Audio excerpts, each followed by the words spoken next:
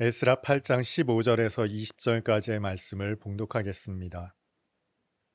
내가 무리를 아하와로 흐르는 강가에 모으고 거기서 3일 동안 장막에 머물며 백성과 제사장들을 살핀즉 그 중에 레위 자손이 한 사람도 없는지라.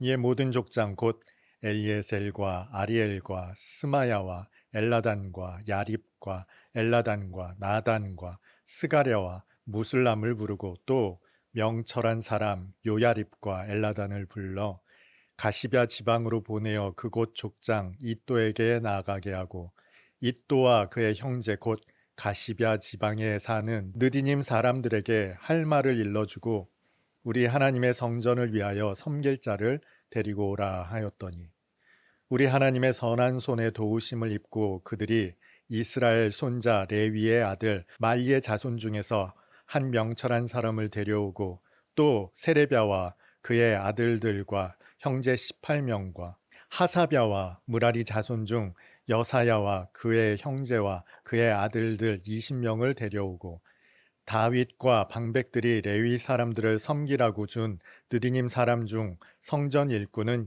220명이었는데 그들은 모두 지명받은 이들이었더라. 아멘. 중등부 교육 전도사를 하던 때의 일입니다. 새생명 전도 축제라는 것을 기획하고 준비하게 되었습니다. 준비는 순조로웠습니다. 수련에 준하는 비용을 투입하게 되었습니다. 아이들도 제법 호응하는 분위기였습니다. 여러분 아시죠?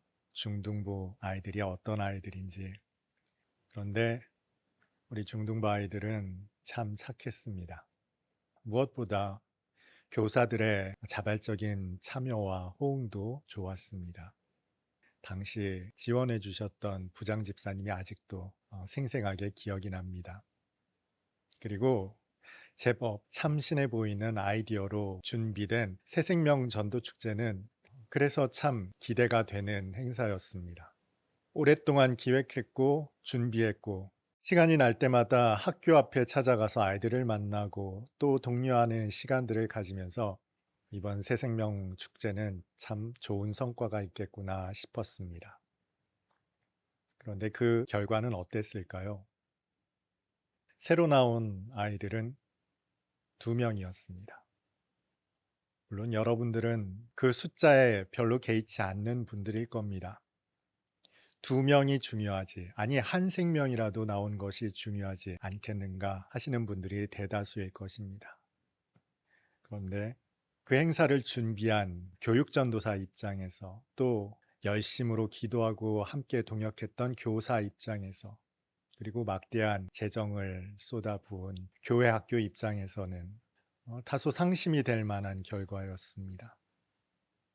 문제가 이렇게 되고 나면은 항상 그 문제에 대한 원인 분석에 들어가죠. 도대체 왜 이렇게 된 것인가? 준비가 미흡했을까? 아니면 기도가 부족했을까? 아이들의 취향을 고려하지 않았을까? 여러 가지 일에 대한 분석을 하게 됩니다. 그리고 이를 반면교사 삼으려고 하죠. 저도 나름대로의 한 가지 결론을 얻게 되었습니다.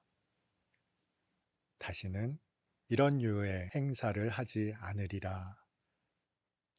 지금 와서 생각해 보면 그때 그 새생명 축제가 소위 말하는 성공하지 않은 축제였기 때문에 저에게는 큰 도움이 된 것 같습니다.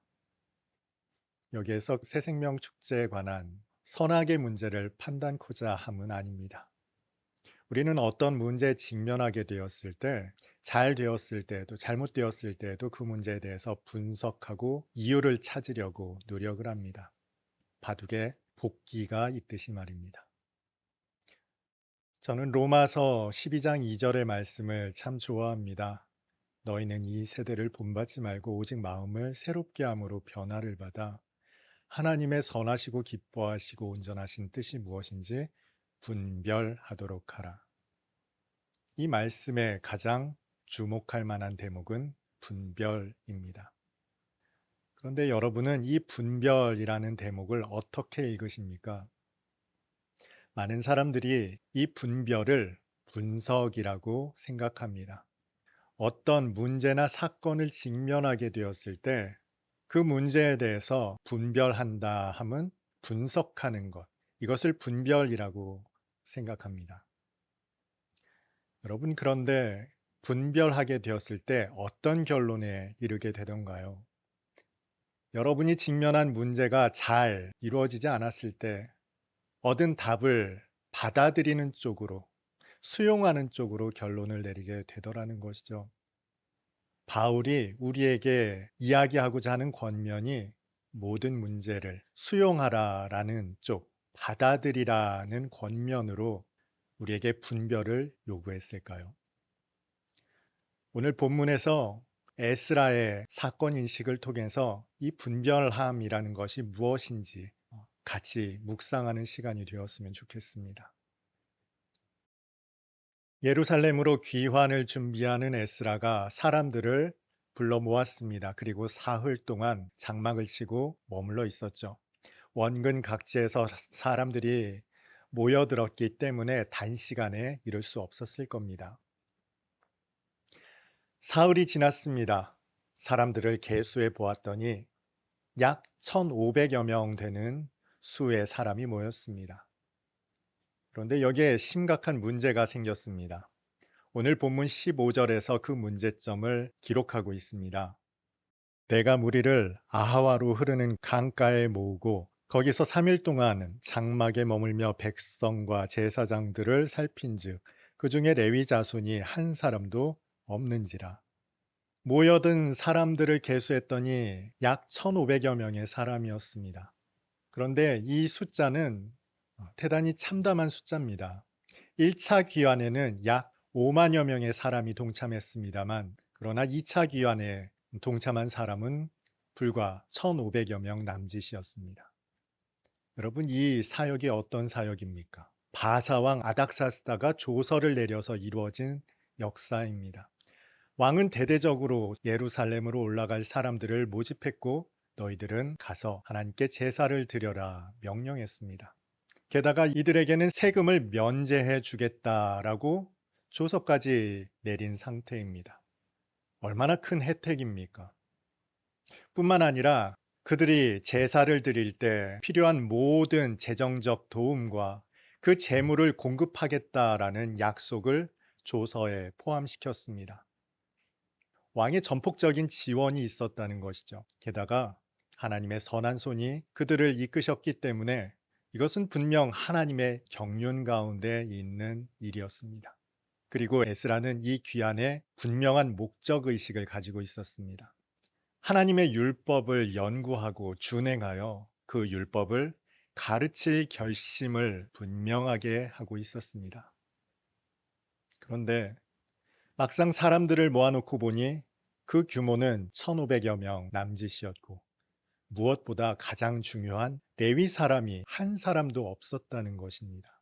하나님의 율법을 가르치기 위해서는 레위인이 반드시 필요했습니다. 그런데 레위인이 한 사람도 없었다는 것은 마치 학교를 건립했는데 그 안에 가르칠 교사가 한 사람도 없었다는 것과 마찬가지입니다. 이런 경우 분명 우리는 이렇게 생각을 합니다. 도대체 무엇이 문제인가? 그리고 어떻게 해결할 것인가? 이것이 우리가 문제에 직면했을 때 접근하는 방식입니다. 그렇다면 에스라는 어땠을까요? 그런데 본문 어디를 살펴봐도 에스라가 이 문제에 대해 분석했다라는 이야기가 나타나 있지 않습니다. 에스라의 안중에는 원인 분석은 아예 들어있지 않았습니다. 그 문제점을 찾으려는 어떤 노력도 기울이지 않았습니다. 그렇지만 아주 즉각적으로 문제를 해결할 방법을 찾았습니다. 그리고 그 방법을 실행에 옮겼죠. 그것이 오늘 본문에 수록되어 있는 내용입니다. 레위 사람이 한 사람도 포함되어 있지 않음을 확인한 에스라는 즉각적으로 족장들을 불러 모았습니다. 16절입니다. 이에 모든 족장 곧 엘리에셀과 아리엘과 스마야와 엘라단과 야립과 엘라단과 나단과 스가랴와 무술람을 부르고 또 명철한 사람 요야립과 엘라단을 불러 지도층 인사들을 불러서 그는 특정 지역으로 보냅니다.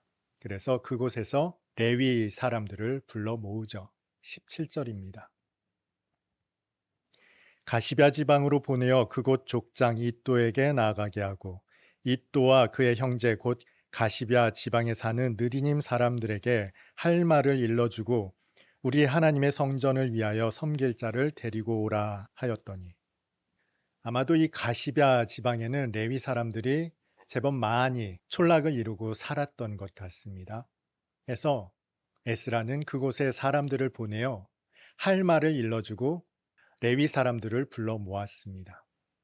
그랬더니 18절과 19절에 그 성과가 나타나 있습니다.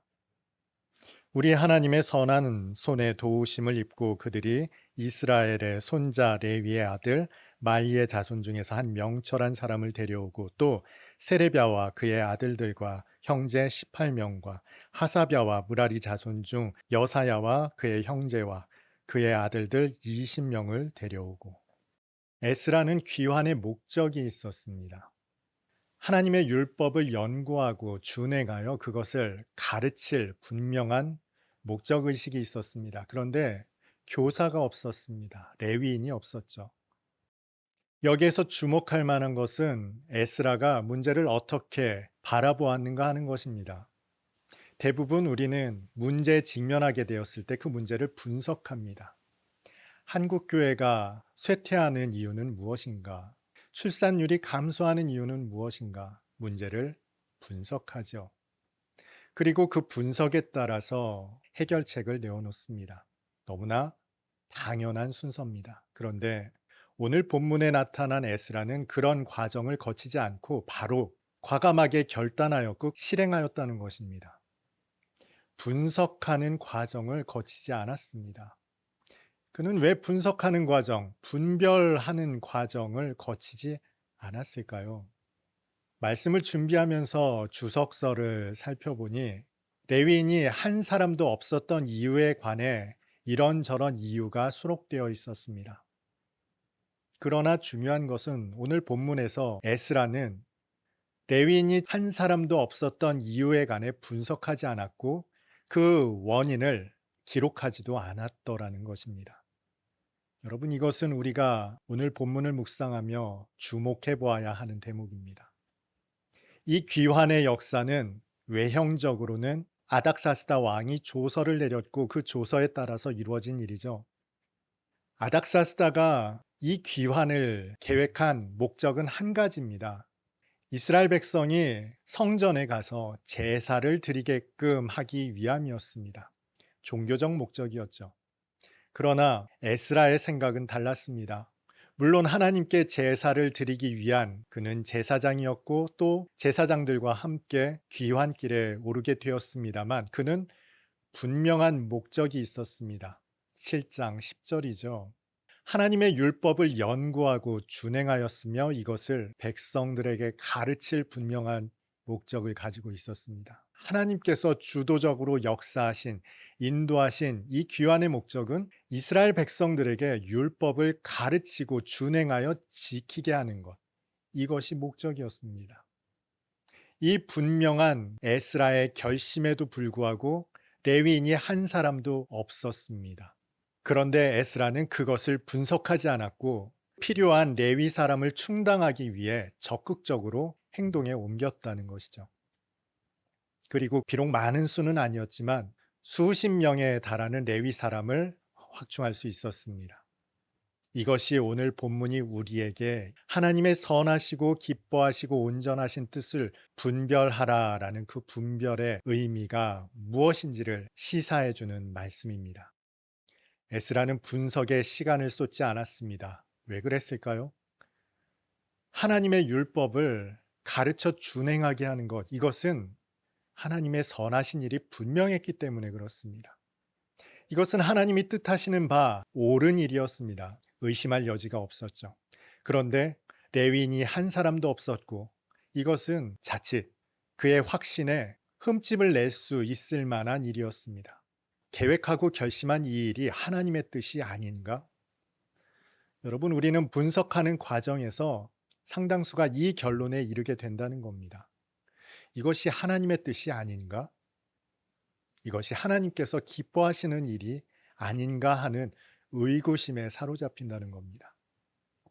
얼마나 환경이 좋았습니까? 왕의 전폭적인 지지가 있었고 지원도 있었고 거기에 하나님의 선하신 도움의 손길도 있었습니다.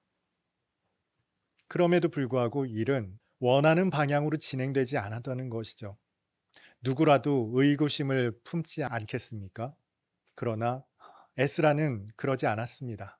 레위 사람을 찾아 나선 것이고 그들을 독려하고 격려하여 불러 모았던 것이죠.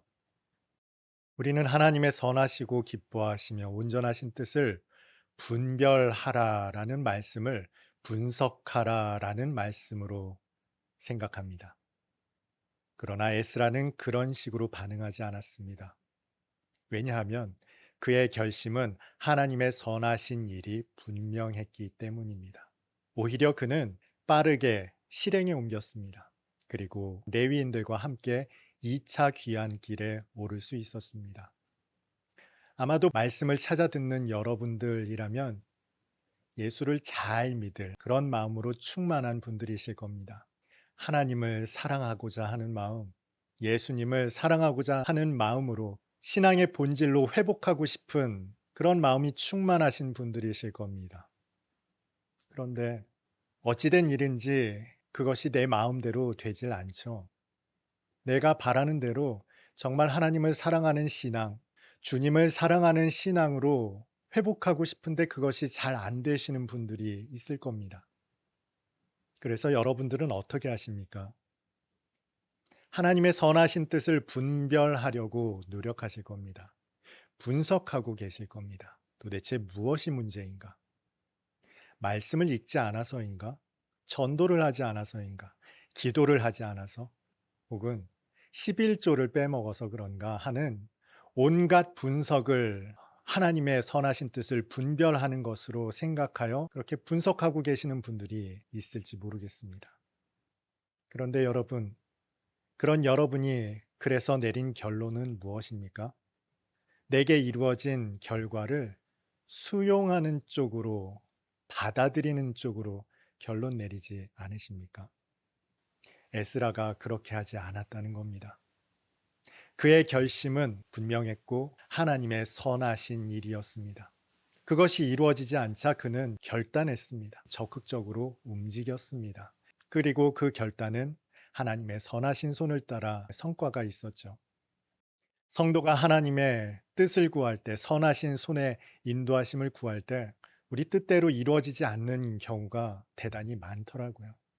여러분, 그때 너무 현상을 분석하려고 애쓰지 마십시오.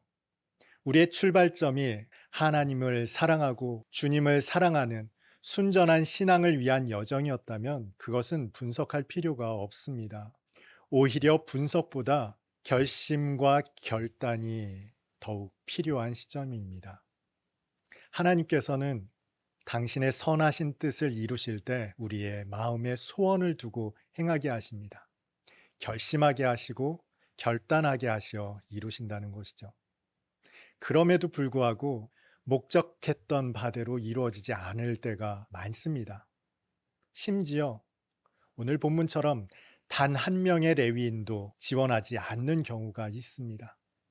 그때마다 이것은 하나님의 뜻이 아닌가라는 길로 회개하지 않았으면 좋겠습니다. 오히려 하나님께서 우리 가운데 주셨던 선하신 뜻을 쫓아 결단하는 길로 나갈 수 있는 저와 여러분이었으면 좋겠습니다. 여러분의 결심이 착한 결심이라면 레위 사람이 한 사람도 없는 그 순간에도 하나님의 선하심을 의탁하여 하나님께서 이루실 것을 의지하여 그 길을 꿋꿋이 걸어 나아갈 수 있었으면 좋겠습니다. 그리고 그 여정 가운데 하나님의 평강이 여러분 가운데 충만하기를 주님의 이름으로 축원합니다.